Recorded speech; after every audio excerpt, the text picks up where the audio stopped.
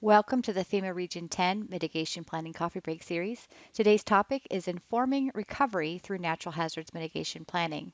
Your presenters include Tom Donnelly with FEMA Region 10, Allison Boyd with Multnomah County, Oregon, Erica Lund with the City of Seattle, Washington, and of course Brett Holt, FEMA Region 10's Mitigation Planning Program Manager. Thanks, Becca. So today, we are taking a look at recovery planning and natural hazards mitigation planning. Tom Donnelly, he's our recovery planner in FEMA Region 10, and I have been talking for a number of years of just how do we work closely together. There's so much synergy between recovery and mitigation planning. There's lots of opportunity in the pre and post-disaster environment to advance mitigation actions through recovery planning. And I think, today is just that opportunity to, as we explore what this starts to look like. Many communities have mitigation plans. Not so many communities have the pre-disaster recovery plans, and even fewer probably been affected. And so I think, actually, I'll take that one back. There's probably a lot of people that are affected, but they didn't have the pre-disaster plans in place.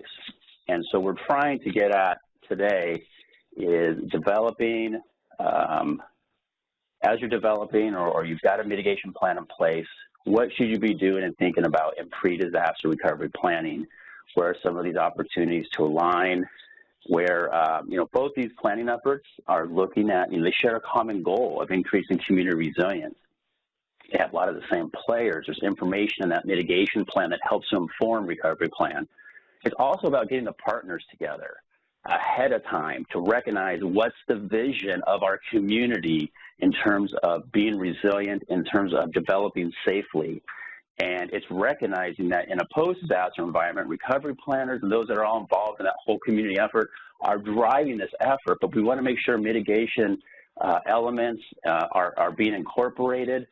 We want to make sure that a lot of those pieces and those partners that we're talking ahead of time, because they're going to be out there in the post-disaster environment. So there's a lot of connections here.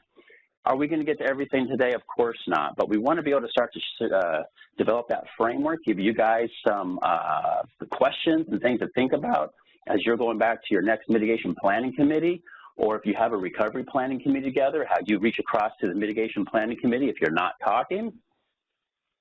So with that, I want to introduce our speakers today. We have Tom Donnelly. Again, he's here in Region 10, and he's the Community Planning and Capacity Building Coordinator, or like I just usually call him the Recovery Planner, but he is our CPCB Coordinator, and he has been, he's responsible for supporting communities and planning, managing, and organizing the long-term component of disaster recovery. And even currently right now, he's out in Orlando, Florida, calling in, helping us support recovery efforts out there. So Tom, thanks for joining us. We have Allison Boyd. Allison's a certified planner who specializes in planning for disaster resiliency and community sustainability. Currently, Allison is working with a regional coalition of organizations on flood risk reduction in Multnomah County, Oregon. Prior to moving to the area, Allison managed the Post-Disaster Redevelopment Planning Initiative in Florida and developed recovery and mitigation plans for multiple communities. Her professional experience also includes comprehensive planning, natural hazards mitigation, climate change adaptation, emergency management, business continuity, and wildfire protection planning. So welcome, Allison. And then Erica Lund from the City of Seattle. She's a Recovery and Mitigation Coordinator with the Seattle Office of Emergency Management. She's been with the office since 1999. As a strategic advisor, she's responsible for coordinating disaster recovery program elements in support of short and long-term recovery, as well as cross-departmental mitigation planning. Among other work assignments, she co-led the recent development of the Seattle Disaster Recovery Framework. She has a master's degree in city and regional planning from Cornell University. So thank you, Tom, Allison, and Erica for joining us today. We're going to start this off with Tom and myself. We're going to kind of go back and forth a little bit about mitigation planning and recovery planning, and then we're going to dive into with Allison and Erica, giving us some on-the-ground experience that they've had here either in region or other parts of the country. So today we're going to be looking at, hope you understand, pre-disaster recovery planning process, some of the difference between pre-disaster and post-disaster recovery planning, and integration opportunities for pre-disaster recovery planning into mitigation planning. So mitigation, we start a lot of our webinars this year on the recovery or on mitigation planning. And so we have been able to, we want to make sure that we kind of have an idea of mitigation. It's the reduction or elimination of long-term risks to human life and property from hazards. You can see that we're really strongly trying to do mitigation work prior to disaster to lessen those impacts. But as we know, obviously disasters have happened, and there's an opportunity in that post-disaster environment that we are going to be implementing mitigation actions. As you can see, it integrates very well, of course. Recovery is going on. We have recovery planning efforts. We've got planners out there. Community planners are out there, and they're helping as they help a community rebuild. They are taking those mitigation components into consideration. Some of those, through that mitigation planning, we have some outcomes that we're trying to achieve. And I hope you can see there's some synergies here. We want to be able to at least communicate there's synergies through that mitigation plan and recovery planning. Understanding of risk and vulnerability is really important, both pre-disaster and, of course, in that post-disaster environment as you rebuild safely. The action plan for reducing risk, knowing where those projects and strategies, that's one of the outcomes of mitigation planning. And, of course, being eligible for FEMA mitigation assistance grants. So indirect outcomes, of course, improving communication and coordination. That's such a key part here. And that's where we want to recognize who are we generally seeing on mitigation planning teams, but as you're thinking about pre-disaster recovery planning, who else should be there in terms of the whole community? Who don't we have involved, or at least not, who should we be talking to that's out there? We want to be we're trying to increase public awareness of risk so that they can also take those individual actions to reduce the risk, enhancing those opportunities for other project grants and increasing capacity. And we'll be talking a lot today about local capabilities and increasing capacity. So this is nature of planning. This is actually a source from a guidebook that we're going to talk about at the end here, but it's the pre-disaster local recovery planning handbook that FEMA's put out. And you can see in it this cycle of, in the pre-disaster environment, we have a mitigation plan, you have comprehensive economic development strategy, climate adaptation plan, community wildfire protection plan, things that hopefully they're not siloed. I hope we're talking to each other across the planning fields here. We talked about this last month of integrating local plans, that it helps to achieve, similar community goals, and we're working together. That can help inform your pre-disaster recovery plan, which sets the stage for recovery policies and a post-disaster recovery plan that then, of course, cycles back up when you're doing this in a recovery process. You might be updating these plans again. So this kind of goes around here. You can see we want to show you some of these linkages here today about that mitigation plan and your recovery plans. So have Tom come in, and he's going to talk a bit about the recovery process, planning, and just kind of paint that picture a little bit of some background on this. Okay, thanks, Brett, and good morning or good afternoon, everyone, depending on what time zone you're in.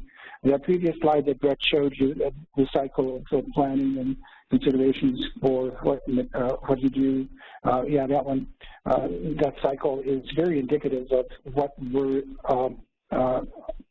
engaged with and what we're doing.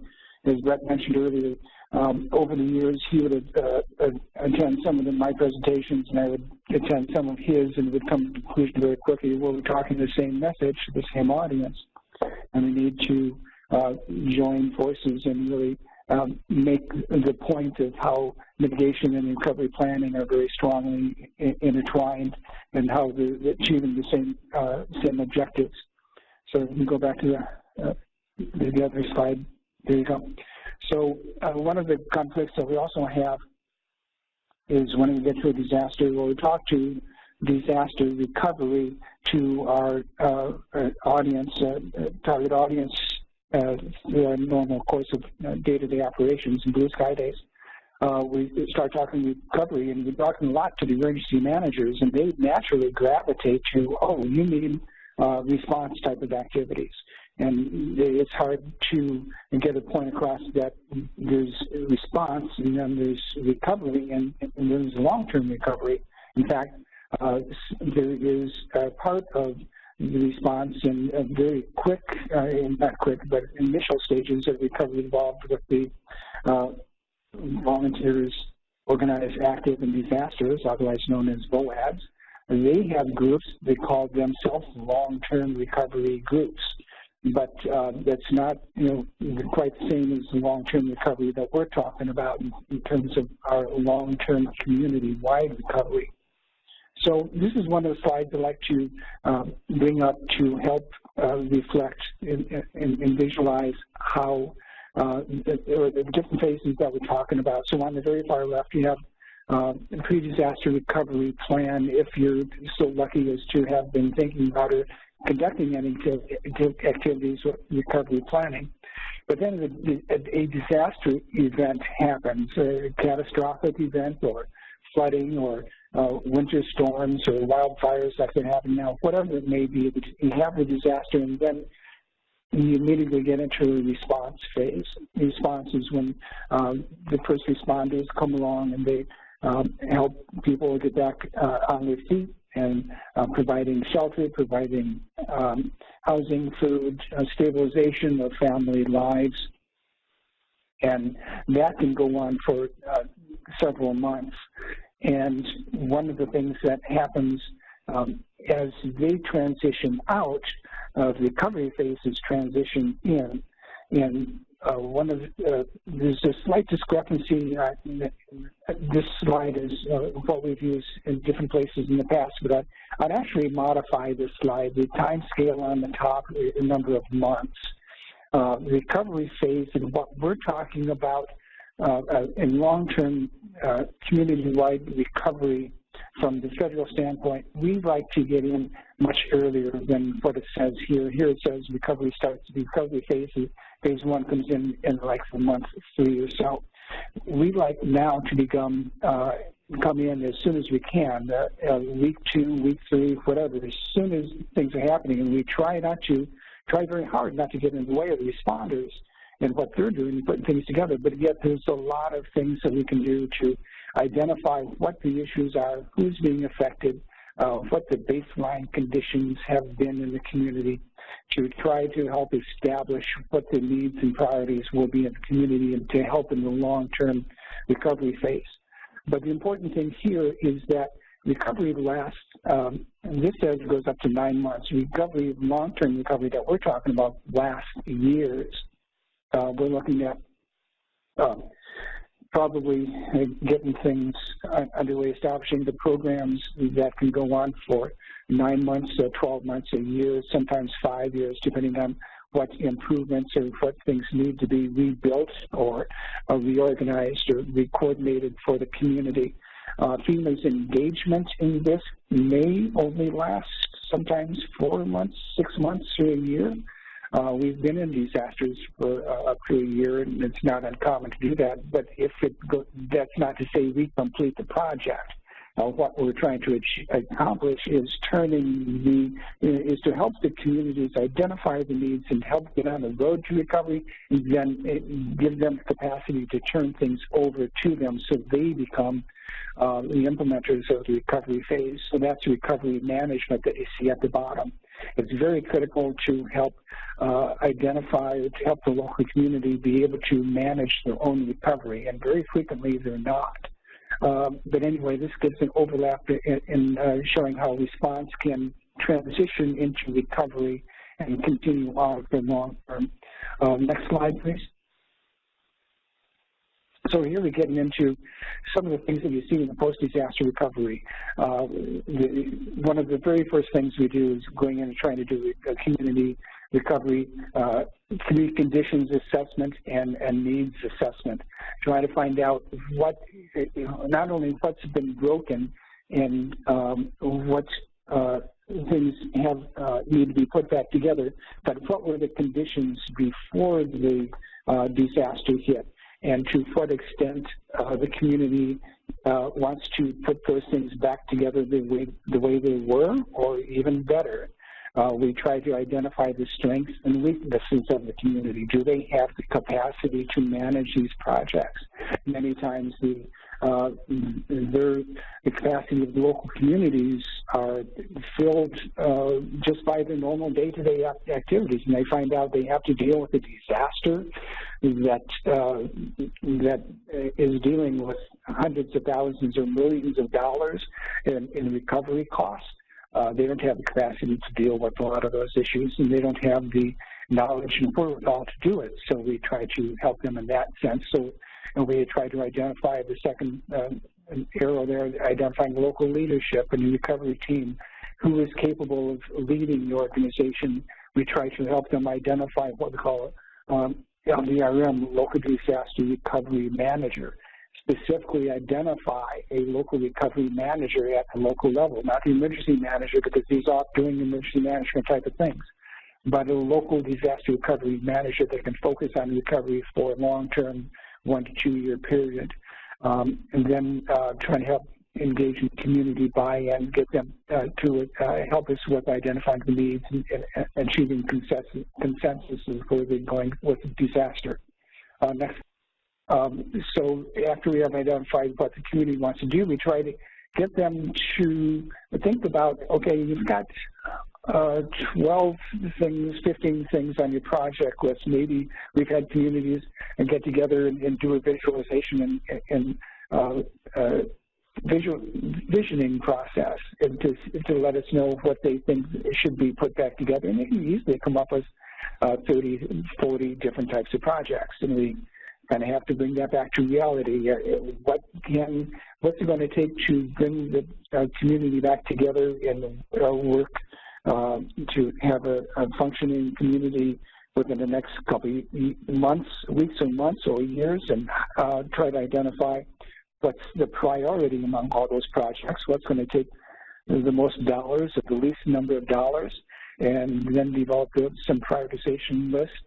Developing a plan for how you're going to tackle some of those projects, and then get on to conducting an education and awareness program for plan implementation, making sure they're truly aware of all the things that they're going to need to undertake in doing the recovery planning, and making sure we've thought of all the broad spectrum of impacts and consequences to those impacts that we're going to have to deal with. So why do we do pre-disaster recovery planning? Some of the things I just mentioned, when a disaster happens, it happens in you never expect a disaster. One of two things, you never expect it to happen. And I always hear people say, well, I never expected it to be this dramatic. I never have expected it to be this severe in all the things that have happened the way they did. So we try to help people anticipate before a disaster hits, taking a look at all the things that could go wrong. We'll hit and talk in a couple of slides later on in terms of identifying what I call the soft underbelly of the community. What are your vulnerabilities? What could be damaged? How could it be damaged? How could it affect the populations in your community? How can it affect the secondary or tertiary aspects of the community, and not just the structural impacts and their dependencies. And by that, you give an example of, I like to use probably too much, a bridge goes out, it gets washed out, or it gets destroyed in a hurricane or whatever, and the bridge is on the vital lifeline highway serving the community. So the first reaction is, oh, we got to rebuild that bridge. Well, yes, you do have to rebuild that bridge. You have to get things up and running, because if it's a major viaduct or a bridge or an overpass, it could take months for that to happen. But let's take a look at what the effects of the population are to that bridge. What populations are affected. If there's hospitals or schools on the other side of a housing population, people live on one side, they work on the other side. How are they going to get to the jobs? How are they going to support the hospitals? How are you going to get food and medicine to those hospitals? Well, what effect is that hospital being out and being out of commission going to have on the business and on the economy? Things get out of operation for long-term, there's lots of long-term implications that you have to think ahead of time. So getting people to think about, in the blue sky days, getting them to think about what could happen to the community, not only what could fall apart, but what would be the consequences, the spin-off and radiating consequences of those impacts. And then what resources do they have to put that back together? And not only the major initial impact, but also the second and third impacts. And then how would long-term recovery be managed? Who are you going to take away from the normal day-to-day operations to handle that? And who would oversee implementation? One of the big things in implementation is frequently in disasters you get a big influx of money eventually, an influx of money into the community to help put things back together. And that can be millions and millions of dollars for various types of projects. Do you have the capacity in local community to handle that? How does that affect your budget? The budget, like I said, many communities are going hand to mouth in terms of the budgets these days. You don't have a lot of excess capacity. So when a disaster hits and you find yourself spending literally thousands, hundreds of thousands of dollars on, let's say, debris removal, that impacts your budget, and it could be months before you get reimbursed or years before you get reimbursed from some of that stuff from the NFIP, from the government. So how are you going to manage those activities, manage that money, manage that people? So those are the things you need to think of ahead of time so you don't get stuck in such a you get stuck in a tizzy with all the things that happen in disaster. So here's a set of things that you can identify during disaster recovery planning. As I mentioned, pre-identify your leadership. Who's going to lead the team? Who's going to lead the person in charge that can make the decisions, that can sign on the dotted line with the blessing of the county council or the city commissioners or county commissioners, whatever it may be? Who has the authority to make decisions? What relationships do you have with other stakeholders in the community? It takes more than just the local governmental agencies to put this back together. So you need to have relationships among the private sector, among the NGOs, among all your systems and services. How are you going to prioritize if a bridge needs to be repaired and a hospital needs to be repaired and school needs to be repaired? You have limited dollars. How are you going to put all that together? Who's going to get the money first? How are you going to establish the protocols and processes to make those speedy decisions so people aren't left hanging for weeks and saying, hey, how come our school isn't put back together yet? And then identifying, like I said, your priorities and process and using capacity, identifying the gaps in capacity to identify who do we need to reach out to help us with this effort in recovery, and data collection and vulnerability analysis. So these are all things to think about ahead of a disaster so they can better anticipate and be ready for something when it happens, even at a small scale, medium or large scale. They always consider these same aspects of pre-disaster planning. Next slide, please. Here's a schematic that kind of identifies things in a sequential format, where if you wanted to do a development plan or pre-disaster recovery plan, here are the things you might do in the sequence and how long it may take. First, you identify who's your recovery team, who's, again, going to be in the leadership, who's going to be calling the shots and providing the direction, and the person at the top. Develop and implement an engagement strategy. It's like, how are you going to bring everybody together, the NGOs, the community, the hospitals, the business communities, and financial representation. And then along with that, if you have everybody at the table, how do you collect the data, the information, determine, okay, what is it that's most at risk in our community? What are the risks and implications and consequences of those bridges going out, or that hospital being out of commission for a couple of months? How do you assess your capability and capacity to recover? And is it more people that you need, more education that you need, more dollars? And then you look towards leadership, determining and identifying leadership positions for recovery and establishing post-disaster decision-making policies that it can rely on. And then you can get into actually writing a pre-disaster recovery plan, getting it adopted, and then mostly important, identifying ongoing preparedness activities. So once you know what your game plan is going to be, keep that in the back of your pocket and talk about those issues with all facets of your community and the community-wide approach. Make sure everybody's on the same page, and if there's disaster, they know who the leader is going to be, and they know what their priorities are going to be and how to approach the situation. Next slide, please. Sure. Well, Tom, I was just going to, because we're going to start going through a few of these elements right now. For those familiar with the mitigation planning process, you can just see on this timeline, just start to recognize, you can probably see like, oh yeah, we determine risk and impacts and consequences with mitigation planning, and hey, we're assessing capacity.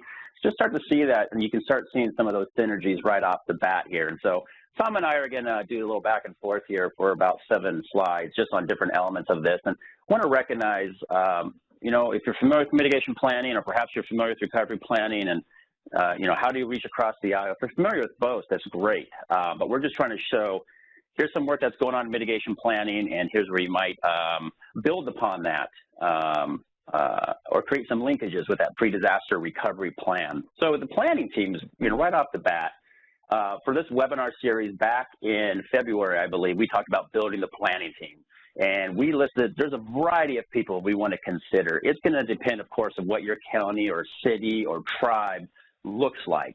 But this list, emergency managers, community planners, tribal leaders, elders, engineers, firefighters, we have a lot of people that come to the table here. The key part here is that they're talking and they're understanding the issues, and they're starting to bond and you know, develop that trust and build the relationships. Such a key part. You don't want those relationships to start to build right at the post-disaster environment. Sometimes it happens, but let's start getting to know people ahead of time. So you can see with mitigation planning, you know, usually this group of people we're focusing on, but we recognize when we start thinking about pre-disaster recovery, there are definitely some additional folks you should be thinking about. Tom? Yeah, and a lot of these, obviously there's overlap. You know, when we talk about recovery planning, sure we deal with the community planners, emergency managers, elected officials, all those folks. We may not be dealing with the engineers and firefighters and police officers so much, but we certainly deal with a lot of the others. In addition, we bring in the faith-based organizations. Just think of everybody that goes into the social fabric of your community. Who is it that makes your community go, other than the city? Because the city, you know, they have limited capacity, and they're not the be-all and end-all of the community. So you talk about civic organizations, philanthropic, and philanthropic is going to be huge. And more these days, they bring money to the table, they bring knowledge and expertise, and more frequently we really rely on them as well as the VOADs, faith-based organizations, especially in building. Faith-based organizations are huge to the backbone of making things happen. So we want to be tapped into them and want to make sure they're engaged with your recovery planning. Great. And right here, and we recognize that everywhere it can be a little bit different, but we just want to show that, you know, we know in recovery there's some really key elements in recovery plan to make sure you've got them involved here in the green. So, all right, you know, taking a look at our stakeholder partner engagement, public engagement, you know, mitigation planner, you know, some of our public engagement, we're getting input, getting buy-in on what the community resilience, what's your community resilience vision, what's it look like in terms of safe growth. Even if a disaster doesn't happen, we just want to continue to reduce that risk. We're looking at an equitable process of all of our populations, you know, vulnerable populations and ethnicities, and people are becoming part, you know, they're part of this this mitigation planning process. They're understanding the risk and bringing risk awareness, but they're also getting buy-in on strategies and helping prioritize where the community should be putting their funds. And so it's not just being done by just those at the city or the county, but you're actually bringing in your community folks and helping identify some of those funds too. So as we go through this public and stakeholder engagement, that's kind of, you know, this is where we're looking at generally with mitigation planning. And Tom, how's this leading with some of our recovery planning, the whole community concept? Yeah, I can't stress enough the whole community engagement when you're thinking about, like I said, the community fabric. When things break, you can identify what your risks and vulnerabilities are, but when things break or things go down, who is affected by that? It's not just the bridge that goes out, but it's the hospital on the other side of the bridge and the people that are trying to get the food to the hospital. What are the very broad implications for the whole community? And who's the leadership of that hospital, and who's the leadership of the employers that are dealing with those things, and how do they rely on funding resources for how they need to be brought back together? There's all the funding sources going to be jointly, they're all going to be considering how to put themselves back together in less and less relying on the government or somebody else to come along to help them with it. Long-term recovery implications, how do you make this all resilient for the very long haul? All right. Risk assessment, mitigation planning, that's kind of that foundational piece in the mitigation plans. Not just recognizing the hazards, but recognizing where the hazards overlay with what's important to you as a county, a city, a district, a tribe, your assets. Where's your population located? Where's your built environment, the natural environment, and where's that overlay of you know, the risk? Where's your most vulnerable areas? Whereas pre-disaster, of course, we're trying to mitigate that. That becomes a key driver, of course, in the post-disaster environment. Tom, how are you guys looking at this? Yeah, the same. Basically, the same. What are your community-wide assets? The population, your people, your groups, your services. The built environment, most obviously, but who uses that built environment, and who are the users of that natural environment and the economy? It's just not the business community, but who's affected by the economy. That's the jobs. That's the people that are just affected in every facet of the economy. Again, the whole community. Our capability assessments, I would say, you know, our capability assessments for mitigation plans, they vary. We always recommend, of course, you're looking at what are capabilities of that capacity, not just what you have, but what don't you have, the gaps or the shortfalls. We're looking at, you know, plans and regulations. We've encouraged communities to do the safe growth audit. We talked about that last month about when we were integrating the mitigation plan into local plans, and that's something put out by the American Planning Association. You know, looking at your administrative and technical expertise to manage funds. You can see how that, not just in a pre-disaster, but knowing if you can manage the funds pre-disaster also becomes very important post-disaster. What financial resources are available to implement projects, and of course, what kind of programs are you doing to reach out to your communities? Yeah, and here again, looking at the existing capacity of the community, both the government agencies, the NGOs, the financial community, all those, you want to find out what their capacity is and where are the gaps. And the gaps can be sometimes just in knowledge base. Knowledge, and that's where FEMA can come in and help bring in technical experts. We can rely on American Planning Association or business leaders or any aspects of the community for there may be a shortfall in knowledge and experience and expertise. We can match those experts with the local leaders that need to be educated and brought up to speed on how to handle, how to manage, let's say, grants, how to manage projects, or just how to better communicate and coordinate amongst themselves, because that community, that recovery community, expands greatly from the emergency management team that's in blue sky days. All of a sudden, you've got a huge team of state, federal, local NGOs, all those people coming in and need to know how to manage those people, how to communicate effectively and set your priorities. So that recovery assessment understanding is very helpful, and then getting into the education and outreach and technical assistance to bring them all up to speed.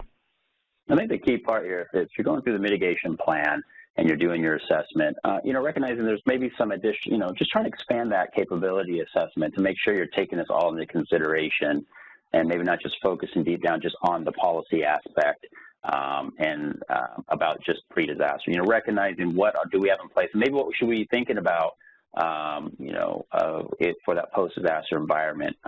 So when you're doing capability assessment, just thinking a little bit bigger when you're thinking about mitigation and pre-disaster recovery. All right.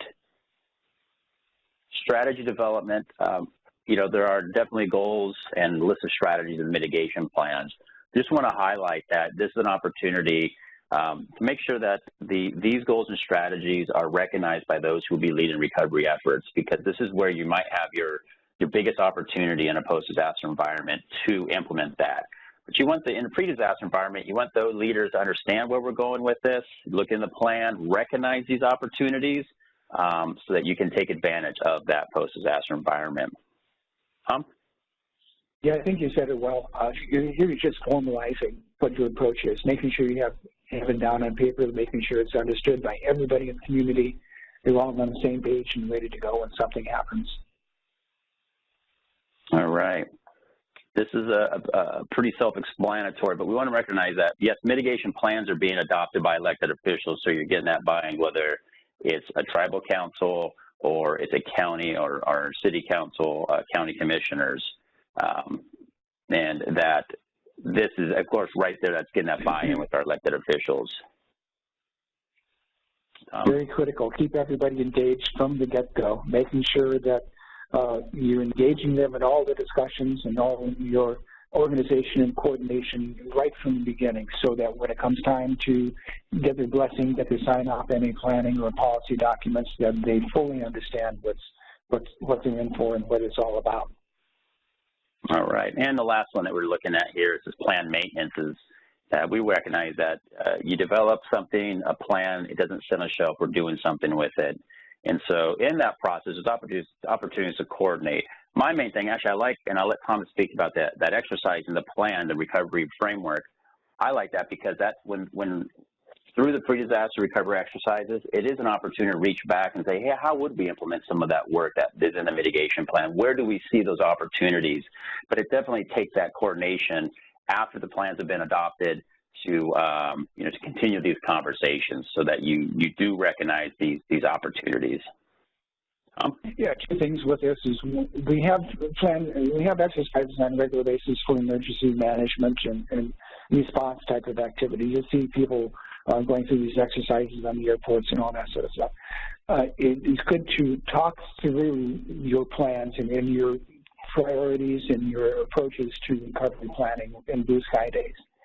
In addition to that, one thing that's extremely critical, you got to press the refresh button on this on a fairly regular basis, because people change, staff change, priorities change, your funding capabilities change. So who develops the plan in 1 year can be totally different from the other. I'm working now in the southern, in Florida Keys, and the staff down there that we're dealing with is very open and very much willing to acknowledge, hey, this is hurricane community. We just faced a full-blown hurricane. But, you know, nobody here in the staff and the government agency has been through any of that. We don't have any direct experience with hurricanes and recovery.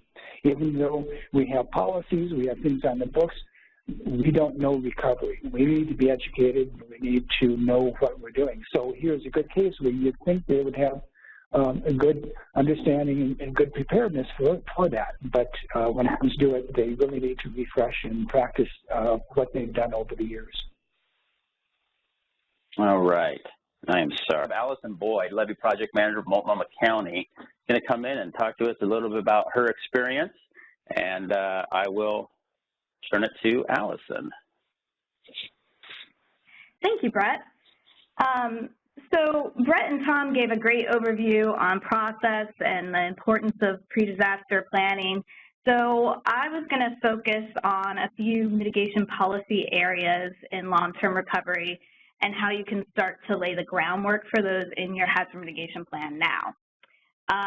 So what I'm going to be talking about are also subject areas that you can incorporate into your comprehensive plan in many cases as well.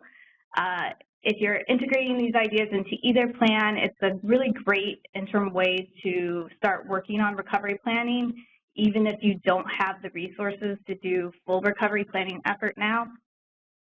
And also being able to put it into your mitigation plan. You have requirements to update your mitigation plan.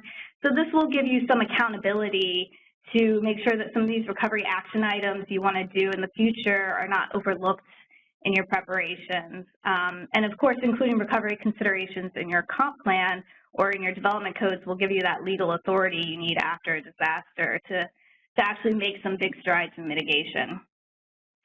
So a quick note before I get started, all of the recovery topics I'm going to be talking about are discussed in the American Planning Association's publication, Planning for Post-Disaster Recovery, Next Generation. And Brett will be providing a link to that later in the presentation. And I'm also referring to several briefing papers that you'll see on some of the slides, and those are all available at the planning.org website as well. So first off, I wanted to talk about modifying building and development standards.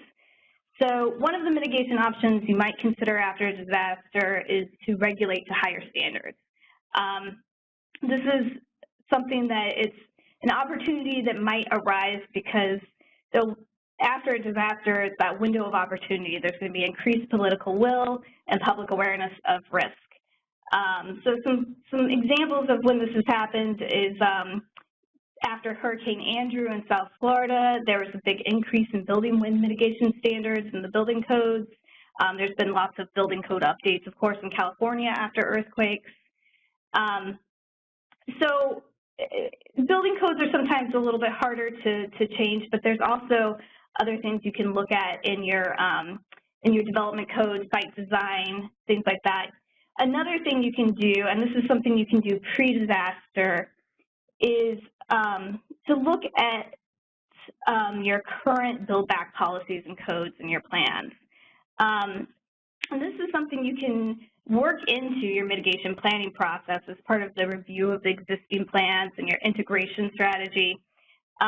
So we did this actually in Hillsborough County. We did a pretty thorough analysis as like a follow-up to completing their recovery planning effort to look at all of their different plans and codes within the county and the cities that are in the county and try to look for consistency and anything that might be affecting the recovery efforts.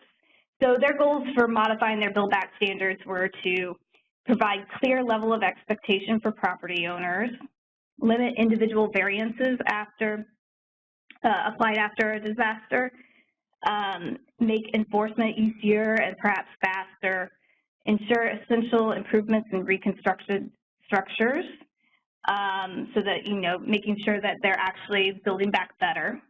And then to ensure that the burden on property owners doesn't preclude desired reconstruction.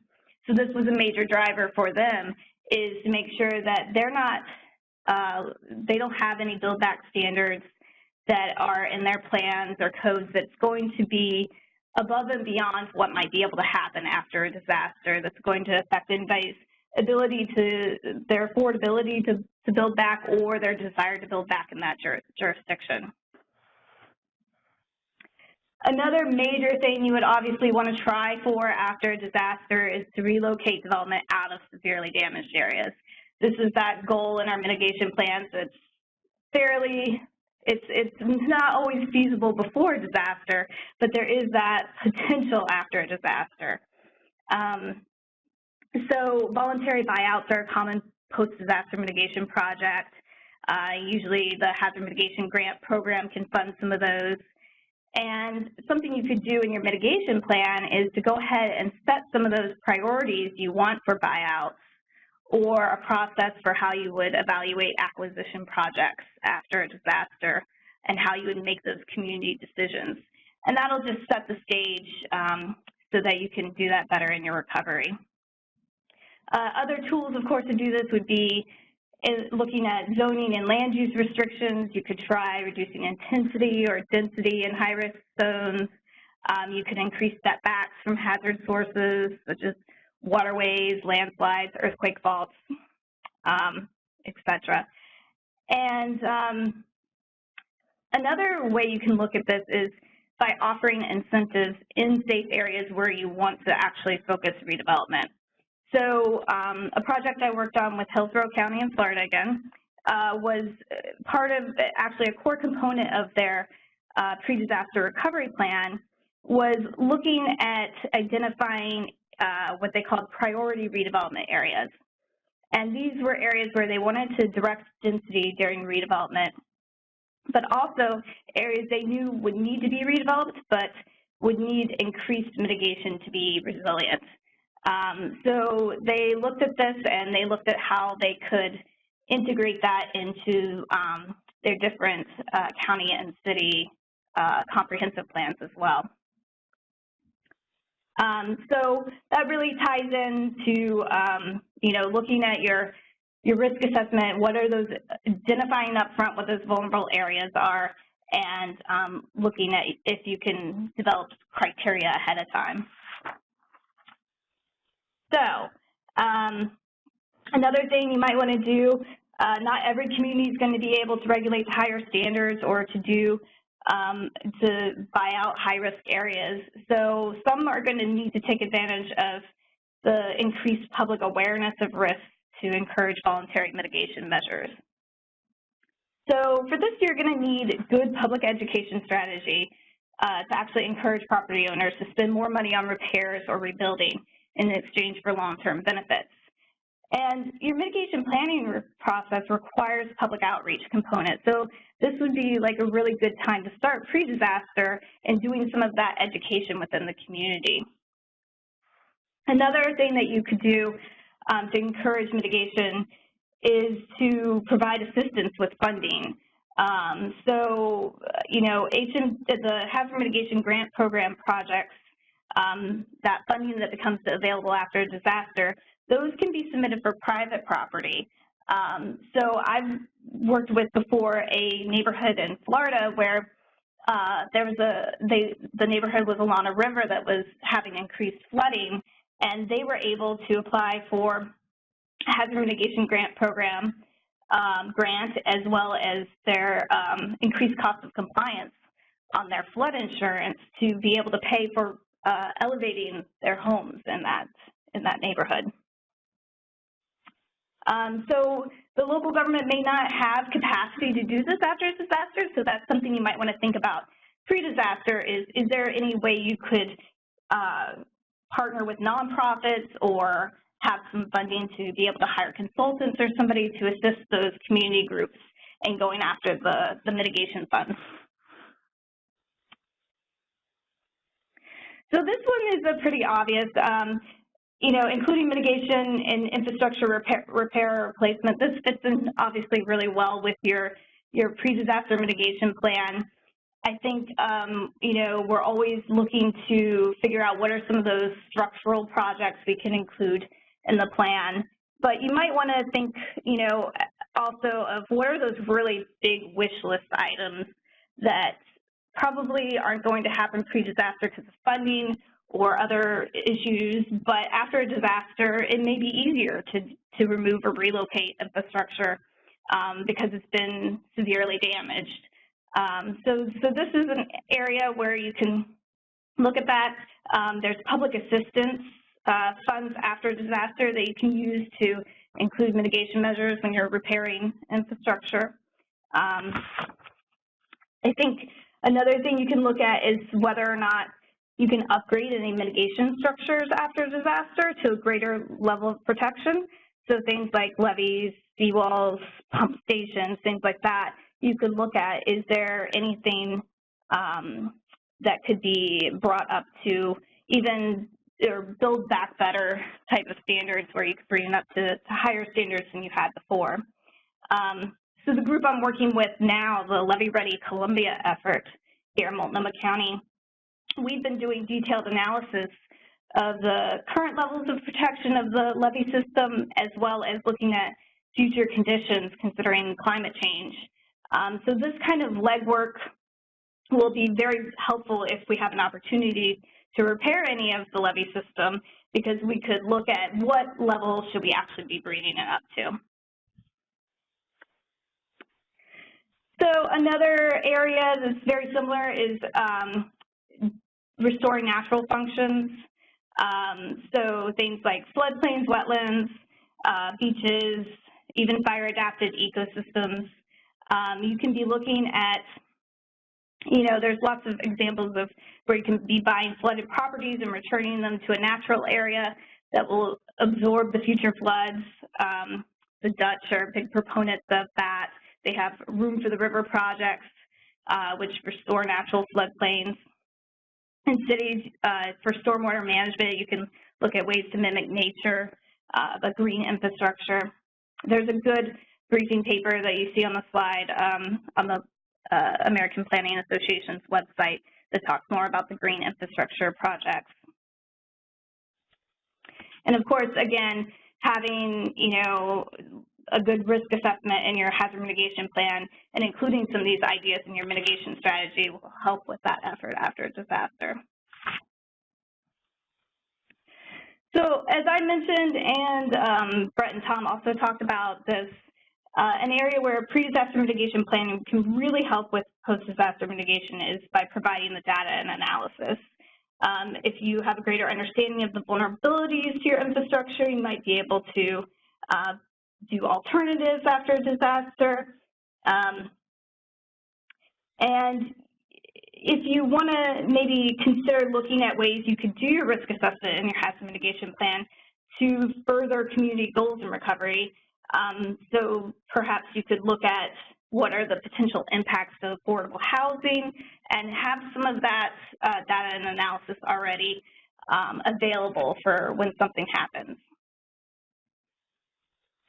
Another really big tool you would want to have in your pocket before a disaster happens is a building moratoria or other temporary regulations for development. Disasters expose a lot of land use and structural vulnerabilities, and it takes time to conduct the technical investigations, assess the future risks, determine what the appropriate rebuilding standards should be. There's some things that are going to slow rebuilding, like debris removal, utility restoration, insurance payments, but you still would be able to have a more organized rebuilding phase if you have a building moratoria in place. So conditions for moratoria should be based on clear distinctions and levels of damage to individual structures. So either by building type or geographical area. You want to delineate between temporary emergency repairs and rebuilding permits for existing development and permits for new development.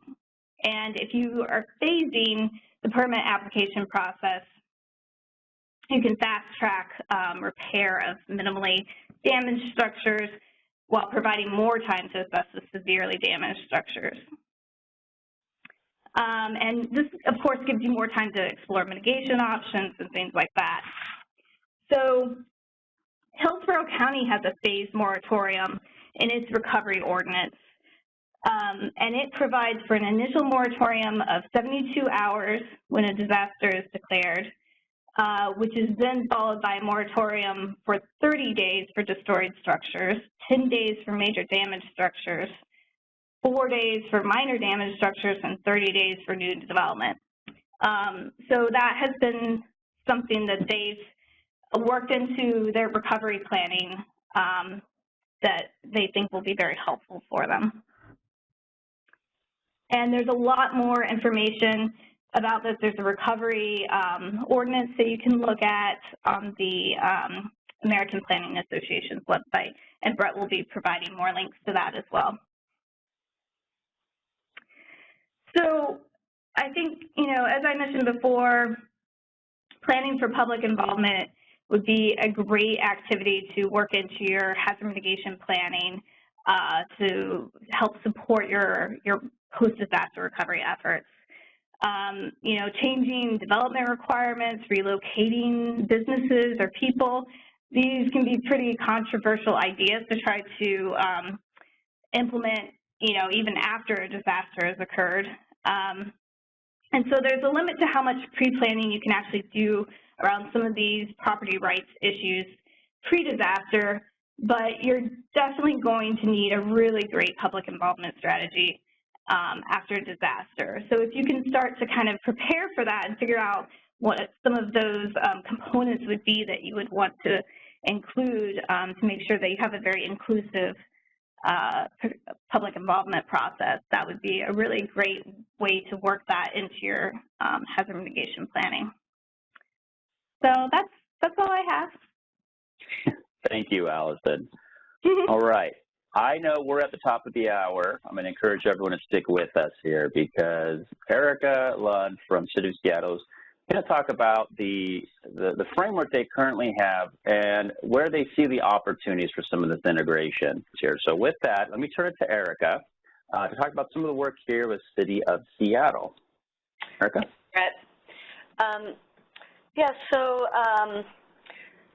I work on both mitigation planning and recovery planning, and I wanted to walk through some of the basic elements of our most recent plan, which is actually a framework, the Seattle Recovery Framework, and then highlight what I consider to be some of the disconnects that can happen or have happened with us in developing recovery and mitigation plans, and I'll end up with the opportunities to bridge some of those gaps and build that connective tissue between those plans. As I mentioned, this framework fills the last gap in our suite of emergency management plans. I think that may be fairly typical of other jurisdictions. And we were fortunate to, in a sense, the silver lining of some of those major earthquakes which occurred around the world in about 2011-ish, such as in New Zealand, Chile, and Japan, raised awareness with our city council and led to some funding for planning. So that was a boon to us. So just to give you a sense of the vision that's in the recovery framework, you can kind of tell it's, we scaled it at kind of a catastrophic level. We'll be needing to do some more work to figure out how to make it scalable down to small events, but you'll see some of our vision. And one element of that vision does tie to mitigation. It's the opportunity to build back better. And I think you'll see in the language, I think build back better means both traditional hazard mitigation that we've been talking about, but also there's a link to kind of the resilience work that a lot of communities are starting to look at. So yeah, again, a major disaster does create those opportunities to do things differently. And I just share kind of an inspiring historical story from Seattle. Many of you who are familiar with Seattle's Pioneer Square know that that was a historic downtown, and in the late 1880s there was a major fire which destroyed much of the building stock. When they rebuilt the city, the planners at that time had great forward-thinking, visionary thinking, and they planned the new water system to serve 1 million people. Clearly, they didn't have 1 million people at that time, but in any case, they took advantage of that disaster to create new opportunities for Seattle to grow as a resilient city. Here's some of the basic aspects of the framework. You'll see that it is, well, one of the main things is we started off thinking we were writing a recovery plan, and we ended up going more to the concept of a framework. And the reason we did that is because I think it became increasingly clear as we got into it that we can't, especially in all hazards, catastrophically scoped plan, we can't know what all the impacts will be and where they'll be. So we decided it was more effective to focus in on a framework to help us know how we're going to work together with the community, how we're going to make decisions, make priorities, those kind of aspects. So you'll see that in the bullets that the document establishes that governance and coordination structure. We wanted to do some pre-thinking about the options for restoration and how we are going to work with the community and also some thinking about pre-disaster preparations, which I'll get into later, but that's another linkage to the mitigation world. So in essence, this is more of almost like a springboard type of document in concept. I won't go into this in detail, but just to show you the heart of the framework, which is this disaster recovery organization, you'll see that there's the concept of a recovery office that would be stood up to manage the process, and then supporting that is a community recovery task force. And those of you familiar with the National Disaster Recovery Framework, many of those topic areas will look familiar. Some of them are slightly modified to suit our local level, and in particular, we added a number, recovery support function, RSS7, to focus on buildings and land use planning, since that's such a local level function. And the Community Recovery Task Force, the idea is that this will be a standing task force to continue with recovery planning, and which also creates another opportunity to continue looking at mitigation opportunities through that whole planning process, and also helps solidify the relationships of that team in advance, which I know that Brett and Tom talked about the importance of that. So I thought about a few areas that, from my experience or Seattle's experience, have been kind of points of potential disconnect in how our planning process led to different sorts of planned products. And then after that, I'll talk about some areas where I think we can improve the connections. I think we've all probably experienced the kind of silo effect that can happen when we're planning, and so this definitely happened, I think, in our planning process. And you know, some of those those silos happen because of the planning context. For example, I think we're all aware that for mitigation planning, a lot of communities write plans in part to stay eligible for FEMA grants, and so there are detailed requirements and guidelines which are very helpful, but they do kind of set a frame for that plan. On the recovery side of the house, there really are no requirements. There's new guidance coming out, including from FEMA, but there are no requirements per se, and there aren't very many models for pre-disaster plans to look at. There are definitely models of post-disaster plans to look at, but not very many pre-disaster ones.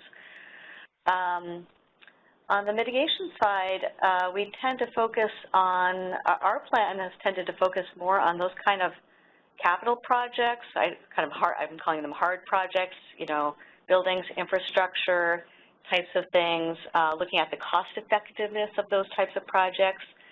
Whereas our recovery plan, our plan is much more, it's much more sort of people and community focused, neighborhood focused, because we're kind of looking at our city and community in a wider way. So all the springboard activities and the sort of the goals and objectives are much more open-ended in that sense.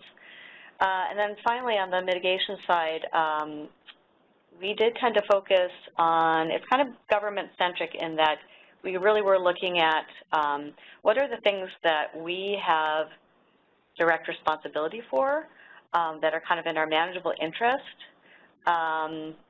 and versus the recovery plan, which our focus was much more externally focused. How can we work together with the whole community, with all of the different partners out there to restore the city? And then finally, just the difference, as I was discussing, between like a plan, which is probably more, much more defined, and a framework, which is more conceptual and open-ended. So then, luckily, planning is an iterative function. We always have, we always have opportunities to make improvements and improve those connections. And I think it's important to remember the natural connection between recovery and mitigation. You'll see that quote at the top, which is from the framework, which is that, there's going to be a lot of pressure in recovery to restore things quickly, and a lot of times that means put them back exactly the way they were. But this is where we need those mitigation strategies and projects teed up so that we can be nimble and incorporate those into our recovery process. I think a natural point of connection is that they really, as some of the other presenters emphasized, it's important for all of your planning to be risk-driven. So in Seattle, through our hazard identification and analysis process, earthquakes are our top hazard. There's no other hazard for us that has the same combination of likelihood and potential destructiveness. So having the clear risk driver, even with all hazards plans, I think is really helpful in setting the stage for that connection. As we move forward with our plans, our recovery plan has places built in for pre-disaster preparations and also what our team called potential reinventions, and those are kind of like the if we had a chance to do it all over again, what would we do? If we had a chance to move Interstate 5, would we have it in the same place or move it to a different place?